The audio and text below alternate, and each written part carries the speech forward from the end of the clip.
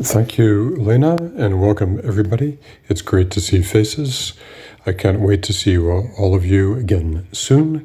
And with that, we have a great opportunity. We invite all gardens and arboreta in the Caribbean and Central American region to join us in Eleuthera this November 14th through the 18th for the 2022 Botanical Bridges Congress, and that is hosted by the Leon Levy Native Plant Preserve in Bahamas National Trust in Bahamas. The preserve is a 30-acre world-class botanical garden in Governor's Harbor in Eleuthera, part of the Bahamas.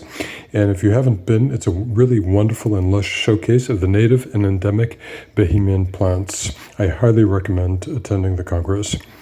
Dr. Ethan Freed and the team at the preserve have worked really hard to make sure that this Congress is affordable for everyone, and they are putting together a great program for this meeting. And for many of us, most of us, this will be the first time that we'll have the opportunity to see each other face-to-face in a post-COVID world. And it will be a really important opportunity for collaboration on plant conservation across the region. The Congress will bring together all of us, gardens from around the region, to explore issues and exchange ideas about how botanical gardens can play a leading role in plant conservation, taxonomy, sustainable development goals, climate change adaptation, and mitigation. Our goal is to promote the exchange of experiences and innovations in conservation, education, and research to solve common challenges faced by gardens of our region, the Caribbean and Central American region. And we really hope that you can join us. And in just a moment, keep an eye on the chat. I will post a link to the Congress webpage, and then I will also add some emails. If you have any questions, please feel free to reach out to the emails in the chat. I will put 2 emails in. And with that, thank you. And next, I'm really excited. I'd like to introduce our speaker for our first network Tech Talk, as Lena said. This is the first of a quarterly series that will happen, and we're really excited. And if there's anybody that's part of the region and that has an interest in doing one of these and sharing some particular topic that you're working on, especially something really timely right now, there's never been a more important time for the work the botanical gardens and arboreta are doing to address climate change and the issues happening with climate change. So our speaker today, this is a fantastic topic. María Paula Contreras is the head of horticulture at the Cartagena Botanical Garden in Cartagena, Colombia. She brings experience in tropical horticulture and native gardening, and her research focuses on using native plants and urban and semi-urban landscapes for conservation purposes, and also the development of propagation for native species, cultures for native species. And I know that's a topic that many of you are working on right now, so this is very timely. She's joining us from Jardín Botánico in Cartagena, Colombia. The garden lies, I just had the opportunity to visit a little over a month ago. It's a beautiful garden. It's about 30 minutes outside of downtown Cartagena. It is one of the most interesting and important ecological attractions in the region. The garden houses a collection of over 300 plant species, primarily from the Colombian tropical dry forests, but also weird and wonderful ornamental plants from other tropical regions of the world. It also includes one of the last remaining virgin native forests in the region and is really an important resource for the restoration of tropical dry forests.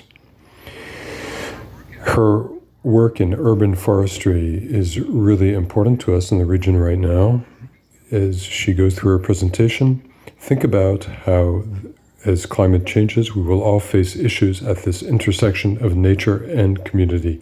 And that's the urban forest. The urban forest of our region in the Caribbean and Central American region comprise a significant opportunity for all of us to use the collections and the knowledge that we have to address community resiliency and conservation.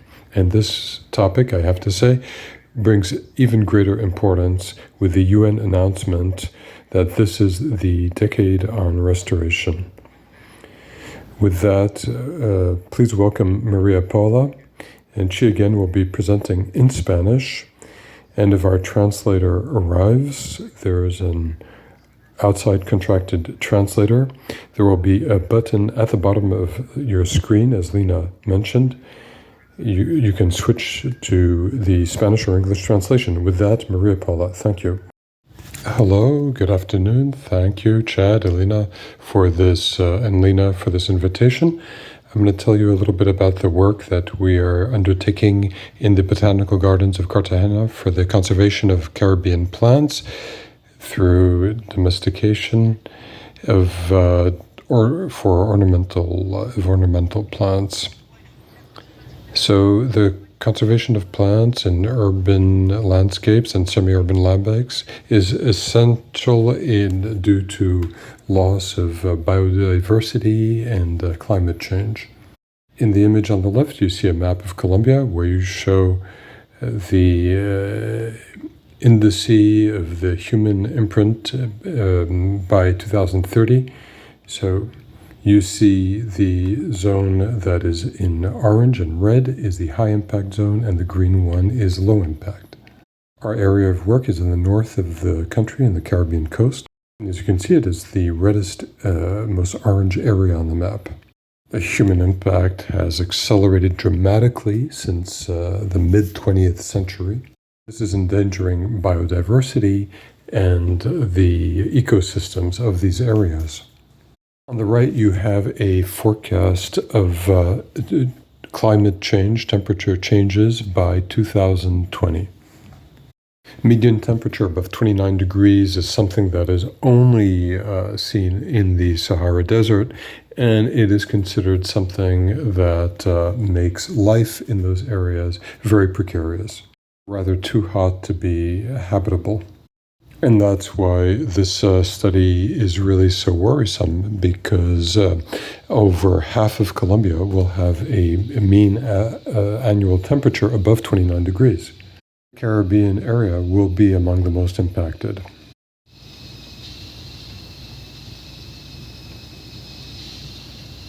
Furthermore, urban development is having a dramatic impact on these areas, drastically impacting the biodiversity and the diversity of the fauna and the flora. Cartagena is just one such example of a coastal urban area that is undergoing very rapid development.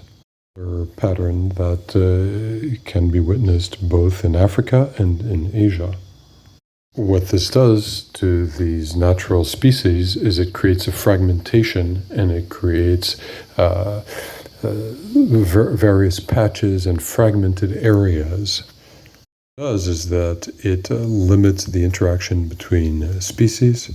This increased isolation, these shrinking patches, generate a drop in resources for these species and create what's called an edge effect. As these populations shrink, you also have an obstruction in the gene flow. This has an impact on the birth and death rates. So in the image to the right, you see the region of Cartagena.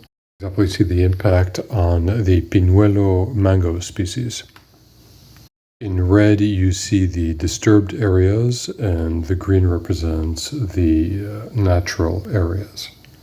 The circles have a diameter of 5 kilometers, and at the center is from the center is the recorded propagation of the Pericera species. Clearly see the development of Cartagena has had an impact, a dramatic impact, on the propagation of the Pericera species. How can we attenuate, how can we mitigate the loss of biodiversity and climate impact? Many communities have experimented with green infrastructure, have experimented with the natural integration of the community and the reduction of carbon emissions.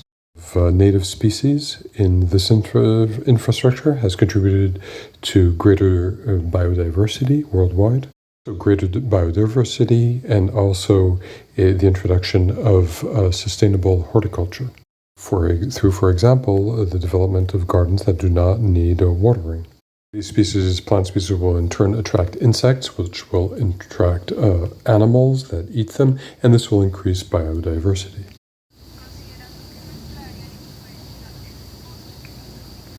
Given that our area of study is a dry tropical forest, which is a highly impacted type of region, including mangroves, whose introduction into the urban area is therefore quite significant and important. Tropical dry forests have clearly demarcated rainy seasons and dry seasons. By better understanding the phenology of these plants, we can then contribute to the introduction of ornamental plant species. The native species then can be better exploited to be used for ornamental purposes in landscaping. Do they produce very lush growth? Are they perennially green and therefore non-deciduous species?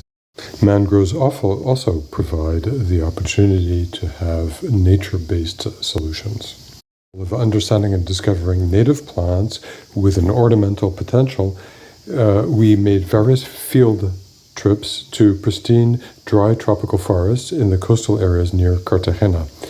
In these field trips, we recorded phenological traits, we collected plants, seeds, we noted down all the information concerning the ecology of the plants, their habitat, their architecture, their structure, how they are exposed to light, and everything that we could possibly record. So the samples were processed at the Botanical Gardens in their herbarium to confirm the identity of the species, and we stored the seeds in the seed bank to analyze the behavior of the seeds. And we also undertook research in the nursery to learn about how these plants spread. Collected a great number of plants that were described by the Dutch botanist Nicolas Joseph Jacquin. This botanist discovered a bunch of new species that were new to science. This was the first botanist to come to Colombia in 1758. He was dispatched by Stephen I, the Emperor Stephen I, to collect information about the flora and fauna of the Caribbean, to bring back live species to the collection in Vienna. He published a book about his discoveries, and there are more than 200 illustrations in his book.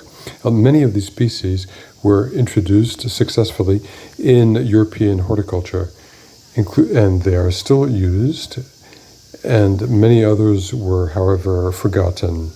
This is the book. This is the cover of the Jacquin's book. Some of the illustrations are shown here, some of the best-known ones. The Duplea, the red mangrove.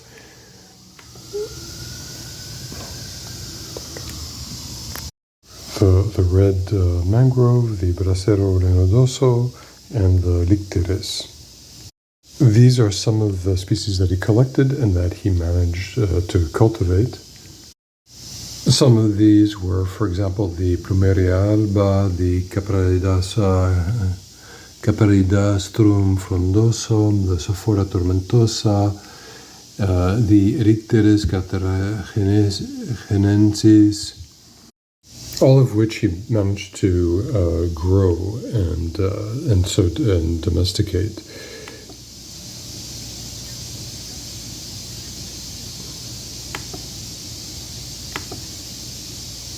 We managed to also grow them in the garden. We've named this the Garden of Jacquin, in fact.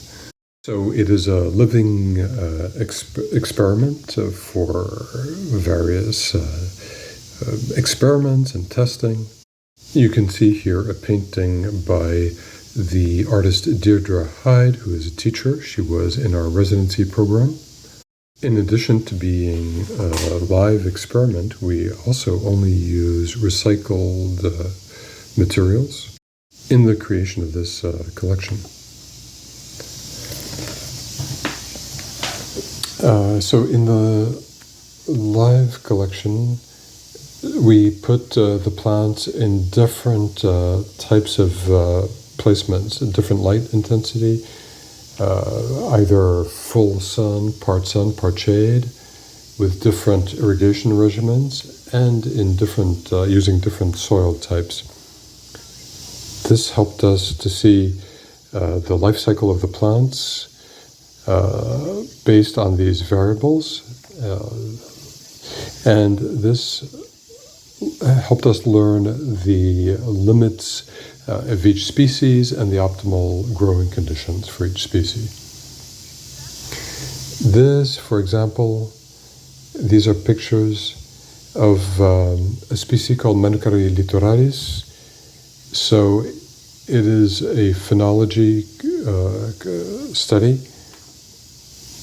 It's an ornamental species used in different countries. But in Colombian horticulture, it's not used very much, and when it is used, it's probably used remotely from its original emplacement, its native emplacement. So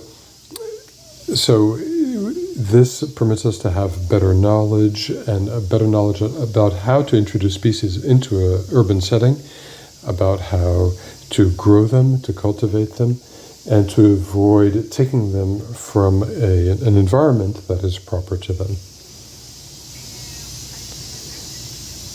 Originally, we wanted to extract two species that we had been working on that is not very well known, the mango pinuelo and the Pericera bentami, which was only named very recently, 2 years ago. There were two populations in Boca Cerrada and the island of Ibaru. A year ago, we've been looking at them for a year, studying their phenology, and working at establishing some protocol for cultivating them.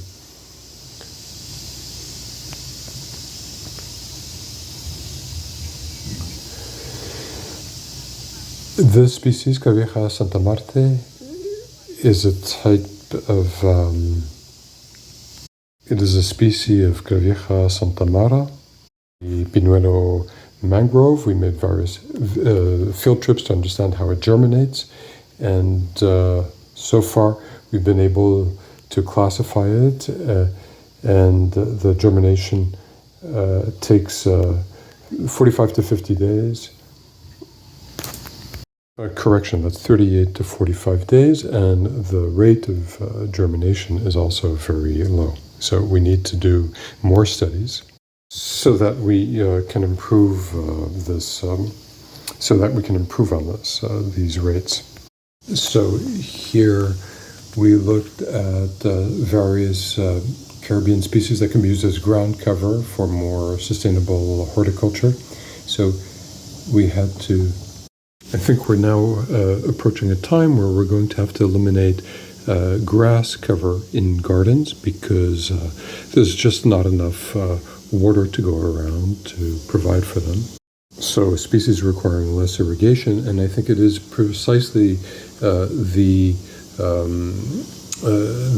responsibility of botanical gardens to try to resolve this kind of issue and to propose solutions.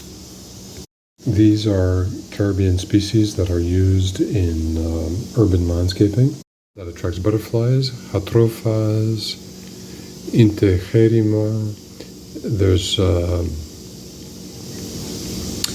another species that are used as ground cover, and many of these species are available in the commercial markets in many areas. However, the ornamental plant industry in Colombia has a limited offering, and our goal is that once we understand the behavior of each of these species and how they contribute to their positioning in the local ornamentals market.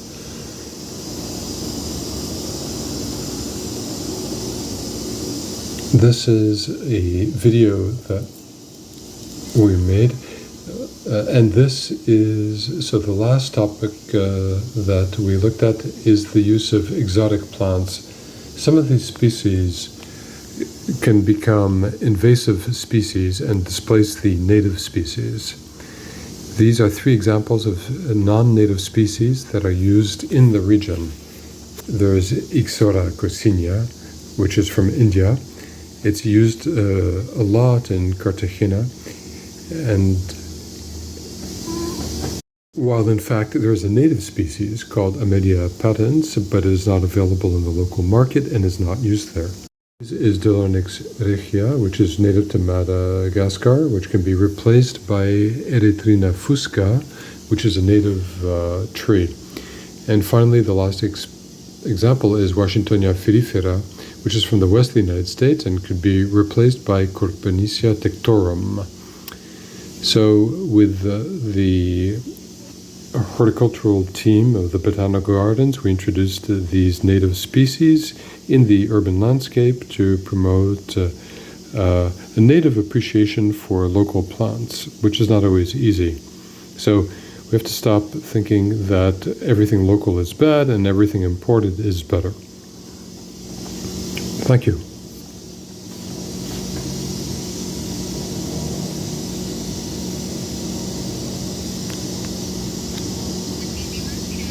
Many thanks, María Paula. Now we have some time for questions and answers.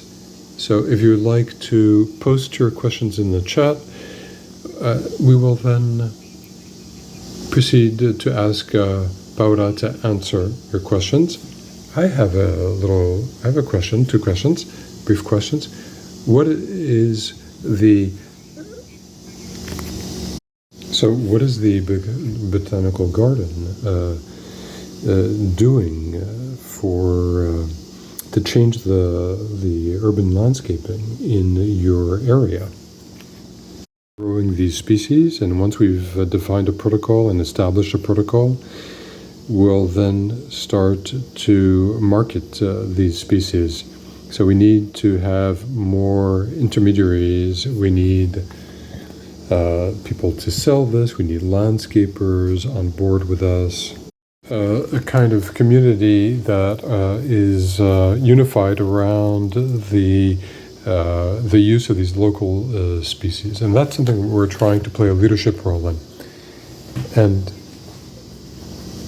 so, the second question is, who needs to be involved in order to create these urban woodlands? So we need botanical gardens to undertake research and to generate the knowledge base, and we also need plant nurseries who will then grow and propagate these species on a mass scale.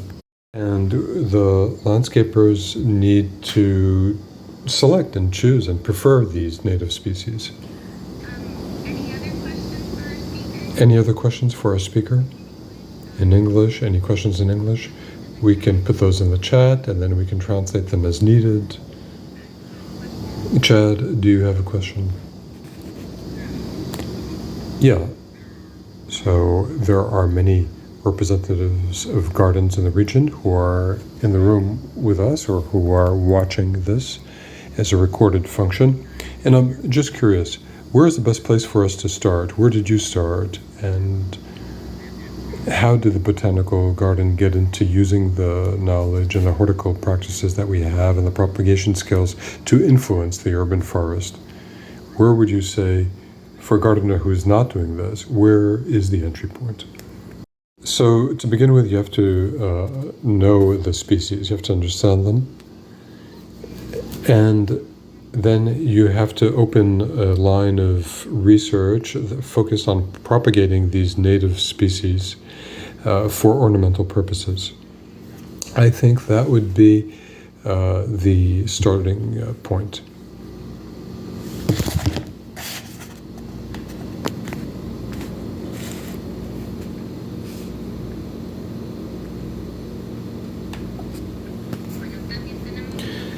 We also have a question from Isabel Soto. So, in terms of working with local government, what about that? So, we're trying to do that. It's not that easy.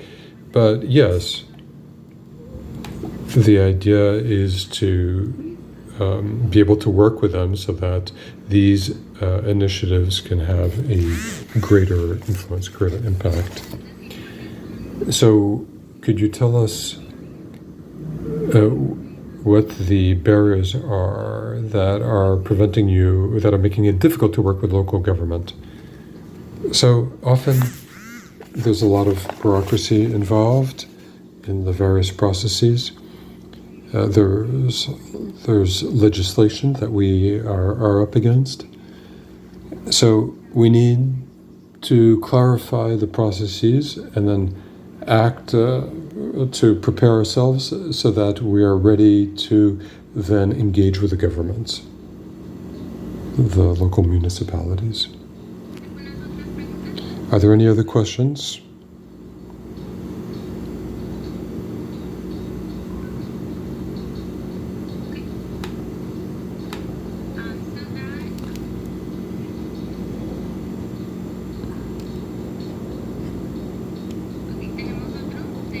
So we have a question from Danny. To what degree is local government in Colombia providing support to the effort for promoting natives and endemics in the urban forest?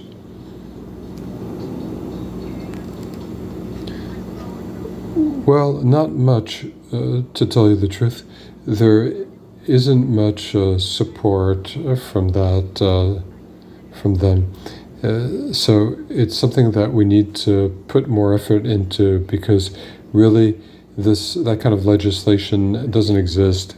There is no unified backing for this kind of initiative in the cities. We're not receiving anything. So we're trying to involve the communities, the municipalities, so that there's a greater involvement on their part in this kind of urban development.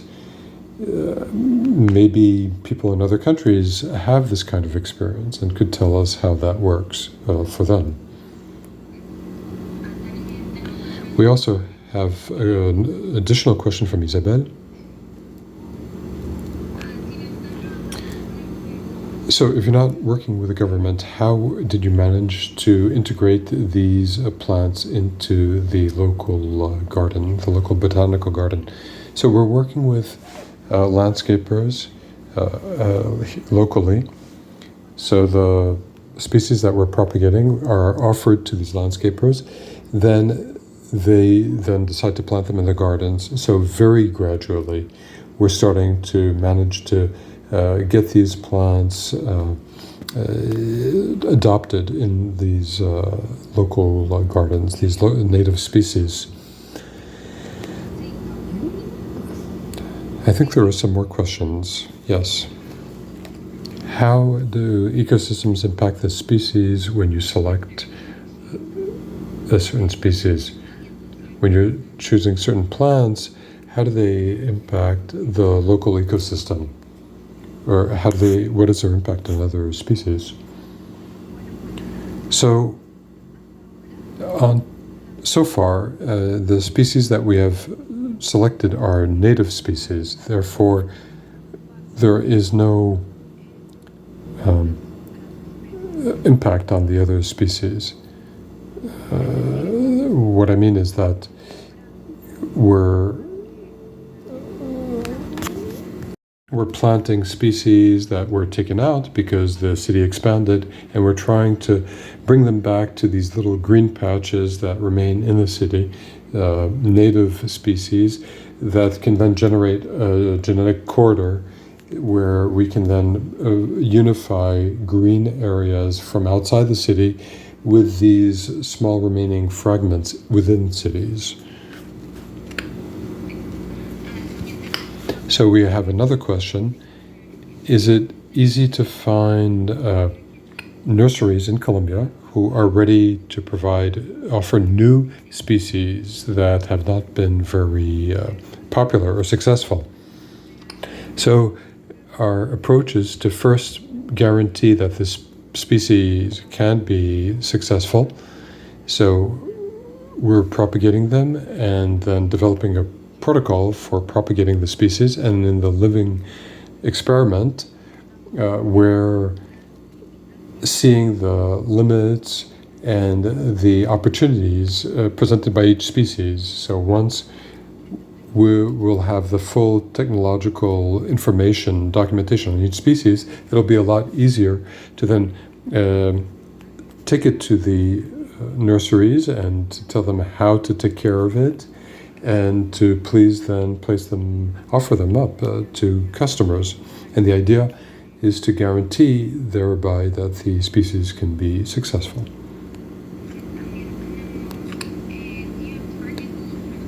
Do you have targets and goals for the propagation of natives and endemics in the forest?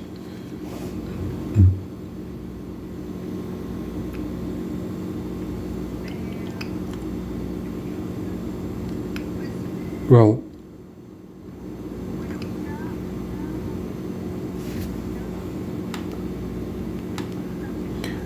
something that is important is to first try to develop legislation that makes it possible for future urban development to avoid damaging ecosystem, to find an equilibrium. It is much easier to proceed that way than to have to rebuild. And in Cartagena, it's very important to really focus on mangroves and on those species found in mangroves, endangered species from the dry tropical forests. There's also a question, what design and environmental criteria are being considered in the native and endemic introductions in your area of Colombia?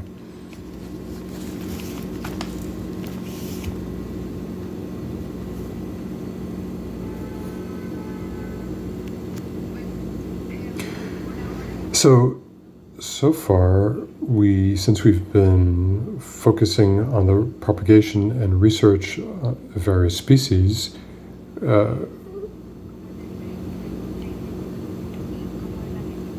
we're not yet at the point of designing legislation and defining parameters. So we're still in the first phase.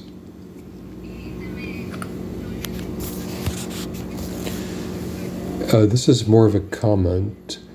In the city of Buenos Aires, the municipality has taken as its standard the exploitation of native species, but more knowledge is needed for providing the species, because there is no provider, no supplier. That's exactly the issue. We're still in the first phase, the phase of research, the research phase, so that once we're at the legislation, there won't be any delays because of a lack of plants or knowledge about the plants. And then some of the plants that have been mentioned are highly used in the United States, in Florida, in nurseries and in gardens. Have you tried to find any information about propagation of these species based on the US-based nurseries? Yes, in fact.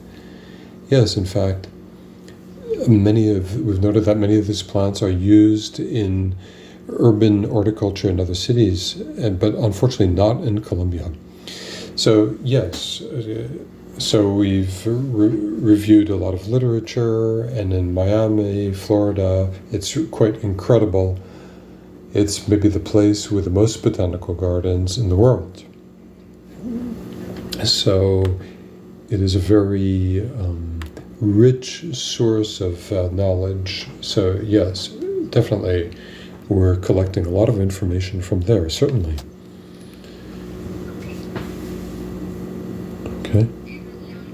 And this is the last question, unless there are others. So we're approaching the end of our presentation.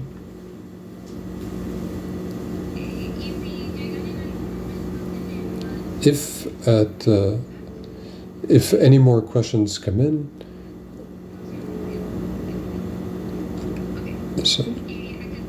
So this is all the information. We've displayed it here. We have María Paula's information. And we also have the email addresses of Chad, my email address, if you have any questions. So if you have any questions, further questions after the end of this presentation, if you want any information about the conference taking place in November, you can email Ethan, and you can email either me or Ethan. Chad, do you have any last words that you would like to say before we end this meeting? No, I just want again to express our gratitude to María Paula. Thank you, that was fantastic, and with all the interest in this, I'm excited to see what everybody does in their own gardens and how we can all work together to impact the urban forest. I added the links for the Congress in November and the emails in the chat. Thank you for joining us, everybody. And if you have a presentation that you would like to do for this TED Talk series, please reach out to us, either Lena or I. And thank you again, everyone. Thank you. Thank you so much. Thank you. Thank you, Maria. Thank you.